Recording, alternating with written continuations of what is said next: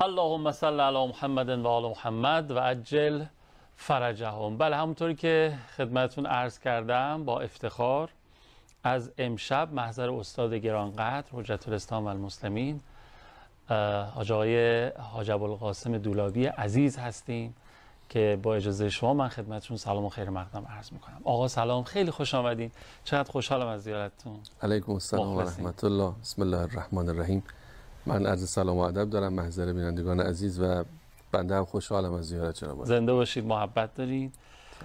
آخرین بار کربلا شما رو زیارت کردم و حالا اینجا و انشاءالله که بتونیم توی این شب‌ها که خدمت شما هستیم استفاده کنیم. مثلا این موضوع خیلی مهمی هم که عرض کردم خدمت مردم، موضوع برنامه‌مون استقامت هست از نگاه قرآن و در قرآن در واقع یک موضوع خیلی مهم و کاربردی و اساسی که مردم ما خیلی باش آشنان توی این سالها و مردم مظلوم دنیا که حالا این روزها شاهد هستیم. آقا از هر جا صلاح میدونین شما شروع بفرمایید. حتما فکر می‌کنم بد نباشه قبل از که وارد قرآن بشیم یه تعریفی اول بدونیم استقامت، مثلا چون یه کلماتی داریم مثل ایستادگی، مثل پایداری، شکیبایی، بردباری، نمیدونم اینها تفاوت داره نداره، همیناست. اگه صلاحتون هست ان شاء الله. چشم. بسم الله الرحمن الرحیم. ان هو الا ذکر للعالمین لمن شاء منکم ان یستقیم. ما معتقدیم قرآن کتاب استقامت. اصلا قرآن آمده است برای افزایش استقامت. استقامت از نظر ادبی از باب استفعال هست. درست. و ماده اصلیش قومه به معنای قیام و ایستادن هست. منتها وقتی به باب استفعال میره نوعی تلاش و مجاهده برای رسیدن به اون ماده درش اشراب شده. درست. استقامه یعنی تلاش کرد که سر پا بایستد، تلاش کرد که به زانو در نیاید. استقامت یعنی تلاش برای ایستادگی.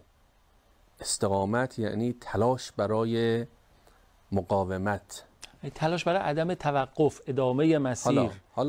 حالا قیام و ایستادگی نقطه مقابلش چند چیزه. یکیش توقف، نشستن، قعوده. بعضی از حرکت باز می ایستن، خسته میشن، به زانو در میان، کم میارن. یکیش پرهیز از انحرافه. انسان در مسیر راست و در مسیر مستقیم بایستد و دچار انحراف و اعوجاج نشود. اینم استقامته. اینم تلاش برای ماندن و قائم بودن در مسیر. اینم از در واقع لوازم استقامت. پس یه جوری ما روزی 10 بار از خدا میخوایم که ما استقامت داشته باشیم، چون اهدنا الصراط المستقیمی که میگیم اونجا استقامت البته میتونیم تعبیر بکنیم، ولی به این معناست که راهی است که این راه اعوجاج درش نیست. اون استقامت صفت راهه. اما اینجا تو سوره مبارکه عرض کنم که تکویر صفت انسان هاست. درسته. اونجا میگیم اهدنا الصراط المستقیم، راهی که آن راه مستقیم است، یعنی راهی که دچار انحراف و اعوجاج نشده، راه راست. درست. اما اینجا تو سوره مبارکه تکویر ان هو الا ذکر للعالمین لمن شاء منکم ان یستقیم، کسی که میخواهد استقامت بورزد، کسی که میخواهد مستقیم باشد. مستقیم باشد یعنی رو پای خودش وایسه. کسی که میخواد وابسته نشه، کسی که میخواد عرض کنم خدمت شما دستش مقابل دیگران به گدایی دراز نباشد. اگر یه خورده بخوام ترجمه رو آزادتر بکنم و قدری راحتتر صحبت بکنم، کسی که میخواد آقا باشه، کسی که میخواد عزیز باشه، کسی که میخواد ذلیل مردم نشه. قرآن به ما یاد میدهد چگونه در مسیر استقامت بمانیم، به زانو در نیاییم و تسلیم زورگویی های شیاطین انس و جن نشویم. شیطان همه تلاشش اینه که ما را از مسیر بندگی خدا منحرف بکنه. درست. یا از استقامت در این راه ما رو باز بدارد. و یعنی این دوتا رو نقطه مقابلش در نظر گرفتین، یکی توقف، بله. یکی انحراف. این دوتاست. بله بله. خب حالا قرآن میگه من مایه تذکر برای همه جهانیانم. بعد میگه لمن شاء منکم ان یستقیم، برای اونایی که بخوان تو مسیر بمونن و استقامت بورزن. خب اینجا یه سوالی مطرحه که قرآن بالاخره برای همه است یا برای یه عده خاص؟ جواب اینه که هر دوش درسته. کتاب هدایت برای همه، اما اون کسانی که از این کتاب بهره ببرند به صورت خاص این کتاب به اونها نفع میرسونه. ولذا ماها مسلمان ها که این کتاب ماست باید به شکل ویژه از این قرآن برای استقامت ورزیدن بهره ببریم، برای اینکه بتونیم در این دنیایی که زورگویان اطراف و اکناف این عالم رو پر کردن مقابل اونا بایستیم، رو پا خودمون بایستیم. این مفهوم استقلال و این واژه استقلال که مفهوم مقدس ارزشمند هست و در ادبیات انقلاب اسلامی دیگه در ذهن و فکر و جان همه جوانان و نوجوانان این کشور نقش بسته، این ریشه در همون استقامت داره. یعنی کسی که اهل استقامته به استقلال میرسه، از وابستگی نجات پیدا میکنه. ما ایرانی ها بیشتر باید، ما مسلمان ها بیشتر باید به قرآن برای رسیدن به عنصر ارزشمند استقامت پناه ببریم و توجه بکنیم. خب من اگه اجازه بفرمایید چند تا نکته درباره فضای کلی این سوره تکویر عرض بکنم. میفرمایید. فقط من داشتم فکر می‌کردم که تو هر دو ساحتش به نظرم در دین حرف هست، هم در تو ساحت فردیش استقامت در زندگی فردی، هر فردی در مسیر زندگیش، هم در ساحت زندگی اجتماعیش. اصلا کلا ارزش‌های اخلاقی نوعاً اینجوریه. یعنی در هر دو ساحت باید مورد ارزیابی قرار. مثلا جود و بخشش. یه جود و بخشش شخصیه. مثلا بنده به همسایگانم یا به بستگانم کمک هایی میکنم، جود دارم، بخشش دارم. یه جود و بخشش ملیه. یک ملتی اهل گذشته است و از خود میگذرد برای کمک به دیگرانی که نیاز به کمک او دارن. مثلا شجاعت. یه وقت هست من در دفاع از حق خودم شجاعم، مقابله دزدی مثلا ایستادگی میکنم. یه وقت شجاعت ملی است. ملتی، امت اسلام در برابر زورگویی ها، در برابر غصب، در برابر جنایت می ایستد. شجاعت در مقیاس امت سنجیده. و استقامت هم همینطوره. یه استقامت فردیه. من، شما، هر بیننده ای باید تلاش بکنیم که ننشینیم از پا و از حرکت نایستیم و انحراف هم پیدا نکنیم. یه وقت استقامت در سطح کلان و مقیاس کلانه. که کشور باید استقامت کنه، استقامت بورزه، کشور تو مسیر باشه، کشور در مسیر قله باشه که به تعبیر رهبر عزیزمون فرمود نزدیک قله ایم. یعنی تو مسیر مستقیم حرکت کردیم، استقامت ورزیدیم و رو پای خودمون ایستادیم، منحرف نشدیم و به قله نزدیکیم.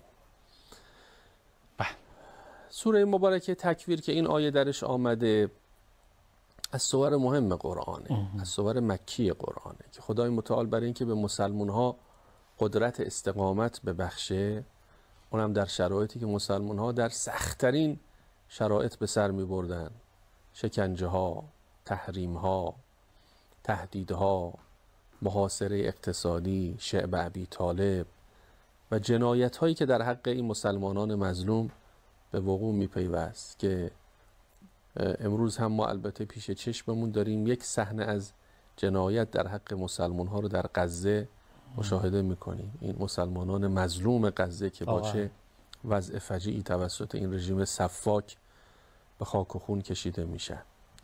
خب صحنه مشابه دیگه، صحنه مظلومیت، صحنه از یک طرف جنایت های کم نظیر، از طرف دیگه مظلومیت فوق‌العاده که البته با اقتدار همراهه. در صدر اسلام هم همینطور بود. پیغمبر مکرم اسلام اصحابشون قدرتمند بودن، مظلوم مقتدر بودن و لذا تونستن یه حکومت تشکیل بدن، تونستن بعد از مدت کوتاهی همین مکه‌ای که زمانی شکنجهگاه مسلمان ها بود رو فتح کنند. نه تنها مکه، تونستن کل جزیره العرب رو فتح کنند. تونستند شعاع اسلام رو به سرتاسر کشورهایی که امروز از اونها با عنوان جهان اسلام یاد میکنیم منتشر کنند. پس اینا در اینی که مظلوم بودن ولی مقتدر بودن، ولی با تدبیر عمل کردند و به خاطر همین تونستند نه تنها دشمنانشون بلکه دوردست ها رو هم فتح کنند. راه و رمز غلبه اونها بر اون مشکلات همین قرآن بود، همین آیات نورانی بود، همین سوره هایی که ماها هم شبانه روز اینها رو گاهی میخونیم، گاهی حفظ هستیم و احیانا توجه به مفادش نداریم، که من به برادران عزیزمون در فلسطین عرض میکنم اونها هم باید خودشونو بگذارن جای مسلمان های صدر اسلام در شعب ابی طالب. مسلمانان غزه خودشونو بگذارن به جای مسلمان هایی که در صدر اسلام شکنجه های سختی شدند، اما با صبر و بردباری و استقامت مکه رو فتح کردند. وعده خدا در قرآن هم هست که بعد از صبر و استقامت بالاخره امدادهای الهی و ترس ها کنار میره و حزن ها کنار میره و اینا برکات این استقامت. بله. و ان تصبروا و تتقوا لا یضرکم کیدهم شیئا. اگر صبر کنید و تقوا به خرج بدید، نقشه های دشمنان تأثیری بر شما نخواهد گذاشت. بله ممکنه شهید بدیم، ممکنه عده‌ای از ما مجروح بشن، جانباز داشته باشیم، عده‌ای حتی اسیر بشن، اما در نهایت پیروزی با کسانی است که تو این مسیر استقامت می‌ورزند. لذا من آینده فلسطین رو آینده خوبی می‌بینم، چون اونها مسلمانند و اونها به این آیات نورانی قرآن توجه دارند، چون هم مسلمانند و هم توجه دارن و هم دارن واقعا عمل میکنن به این توصیه قرآن که استقامت کنید و قالوا ربنا الله ثم استقاموا، دارن انجام میدن دیگه. و بعد حتما حمایت و خدا رو فرشتگان و نمیدونم ادامه آیات هست، شما بهتر میدونید. ما یه فاصله بگیریم برگردیم دیگه، هر جور شما صلاح دونستی اینا رو تکمیل بفرمایید. مباحث بسم الله بفرمایید. اللهم صل علی محمد و آل محمد و عجل فرجهم. تو همین فاصله داشتم به این موضوع که اول برنامه اشاره کردم فکر می‌کردم که حالا این مقاومتی که توی منطقه شکل گرفته قطعاً یکی از مهمترین برکات انقلاب اسلامی ایرانه که بر اساس فرهنگ مقاومت و اینا اصلا شکل گرفت و مردم ما واقعاً 8 سال دفاع مقدس مقاومت کردن جبهه رزمنده هامون، نتیجهش رو دیدیم، بالاخره استقلالی که داریم و امنیتی که داریم و این. و خب حالا اون اتفاق هم که داره توی غزه میفته شما فرمودید، چون تو مسیر درست قرآنیش داره طی میشه، بزرگان ما از آقام وعده دادن نتیجه و پیروزی قطعاً با مظلومین و مستضعفان و مسلمان هست انشاءالله. بله احسن برش مخلص. عرض کنم که در ابتدای این سوره خدای متعال یاد قیامت رو در ذهنها زنده میکنه. یکی از اسرار استقامت ورزیدن مسلمان ها همین یاد قیامته. اذا الشمس کورت و اذا النجوم انکدرت و اذا الجبال سیرت و اذا العشار عطلت تا میرسه و اذا الموعودة سئلت بأی ذنب قتلت.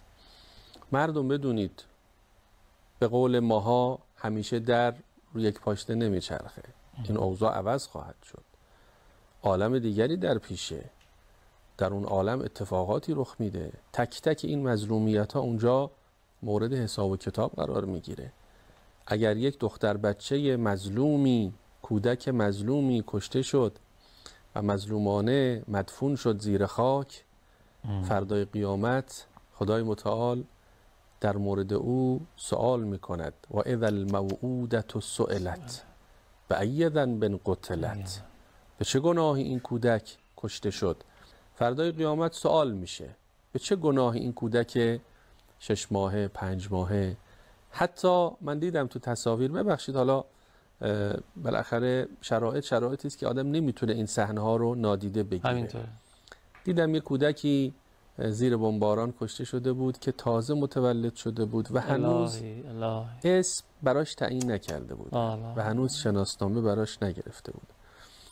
خب و اذا الموعودة سئلت بأی ذنب قتلت، بچه چه گناهی کرده بود؟ این آیات امید میده به انسان، آرامش میده.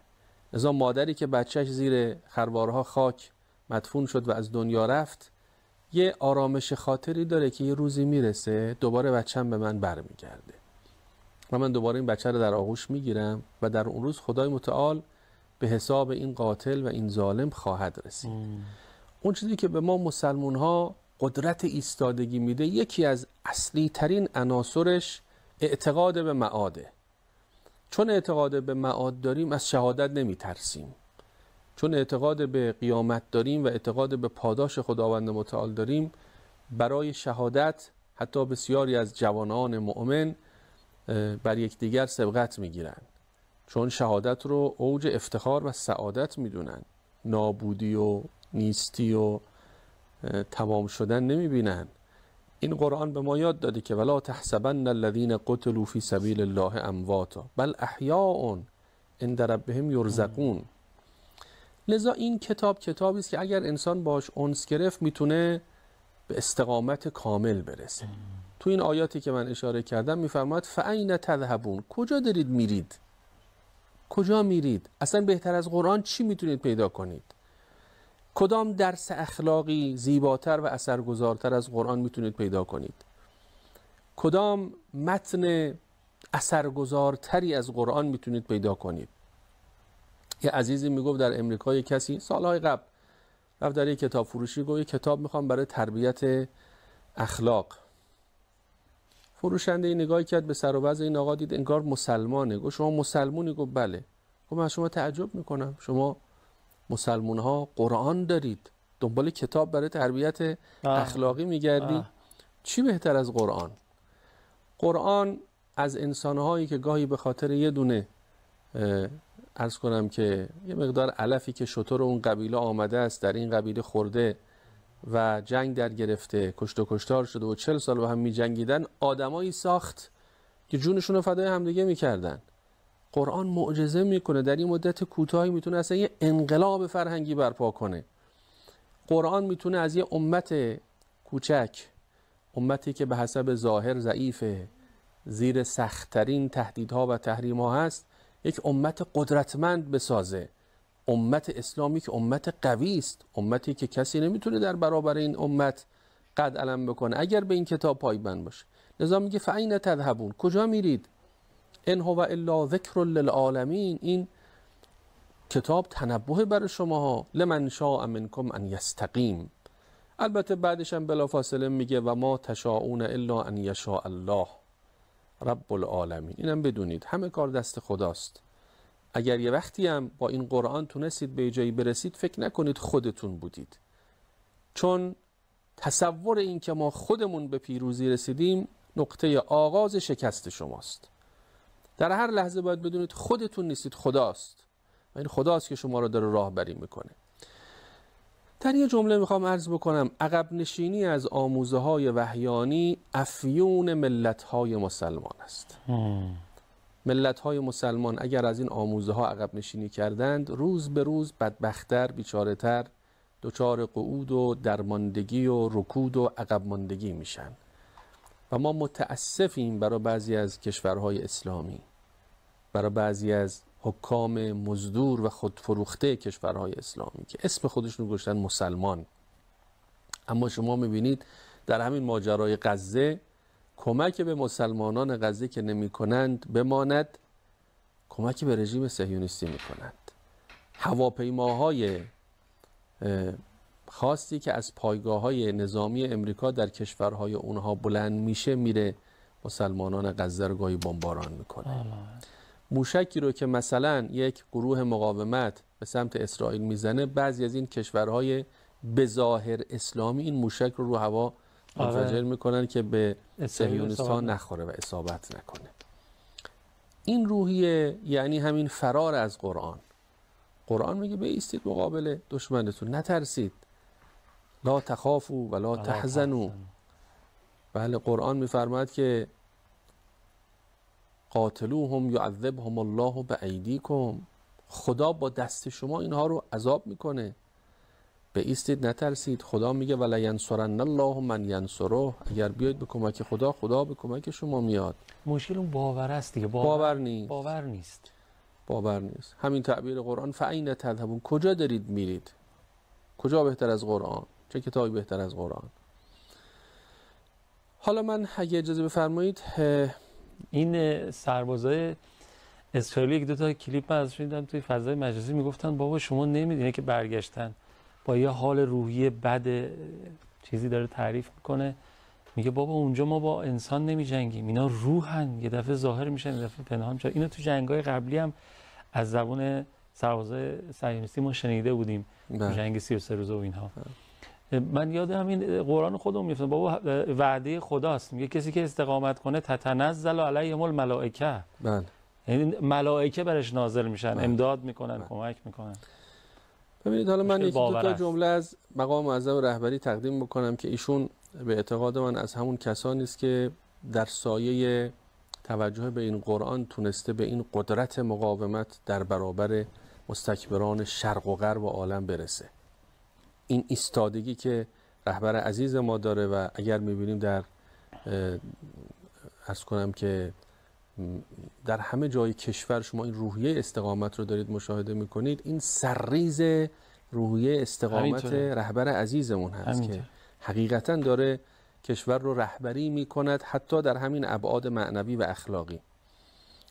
این دفاع مقدس که یکی از بزرگترین افتخارات ما بود، جلوه استقامت بود. همینطور حضرت آقا میفرماد این دفاع مقدس از بزرگترین افتخارات ملت ایران بود. همه دنیا، ناتو، کشورهای بلوک شرق، خود امریکا، کشورهای مرتجع منطقه با هم همدست شدند، به عراق کمک کردند و به ایران فشار آوردند، اما نتوانستند یک وجب از خاک این کشور را اشغال کنند. این عمل به قرآن بود که تونست ما رو در برابر حجمه 40 کشور سرپا نگه داره و امروز قدرتمندتر از هر روز گذشته در طول 40 و چند سال قبل هست. ما وقت برنامه تموم شد. اونایی که دفاع مقدس رو رقم زدن آجا مرید کی بودن؟ مرید کسی بودن که او خودش مظهر استقامته، امام رضوان الله تعالی. اون آیه‌ای که باعث شد ایشون انقلاب شکل بدن، فاستقم کما امرت، انتقم لله مثلا، اصلا آیه قیام دیگه، یعنی استقامت و قیام و دیگه مفاهیمی که فرمودید ریشه از اونجا گرفته در همون قیام. و چه برکتی کرده این گروه‌های مقاومت که اسم مقاومت، اصلا این گروه‌های مقاومتن در حال استقامت تو منطقه، از برکات انقلاب. خیلی خوشگل شد. بس حیف وقت تموم شد. ان شاءالله اینو موکول می‌کنیم به این حرارت رو حفظش بکنیم، توی برنامه بعدی از شما بشنویم و حذف ببریم. عوامل ندارین؟ قربان شما، مخلص شما هستیم. اجرتون صاحب قرآنی کردید. مخلص. خیلی ممنونم که برنامه خودتون تماشا کردید. 162 رو یادتون نره، روابط عمومی سازمان. التماس دعا. یا حق. خداحافظ.